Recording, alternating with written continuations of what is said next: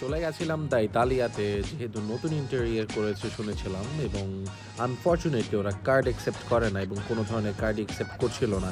আর তাই ক্যাশ না থাকার কারণে চলে যাচ্ছিলাম চিলক্সের দিকে।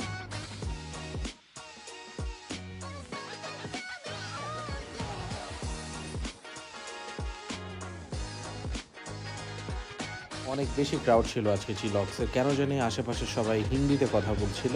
প্রবাবলি বেশিরভাগ ফরেন স্টুডেন্ট ছিল এবং সময় কাটাচ্ছিলাম কখন খাবার আসবে।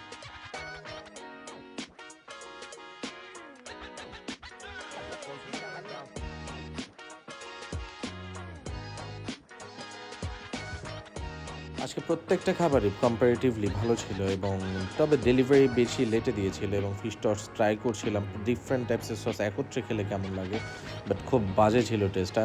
এবং ফ্রেঞ্চ ফ্রাইয়ের সাইজও ছোট করে ফেলেছিল। দেন খাবার শেষে সরাসরি চলে যাচ্ছিলাম বাসার দিকে। Do follow and subscribe my channel and thank you দেখার জন্য। ও হ্যাঁ, না বললেই নয়। আর যদি ইন্টেরিয়রের কথা বলি, ইতালিয়ার and that was so amazing, cause অনেক ধরনের চেঞ্জেস আনছে ওদের মধ্যে ডিজাইনের ভিতরে।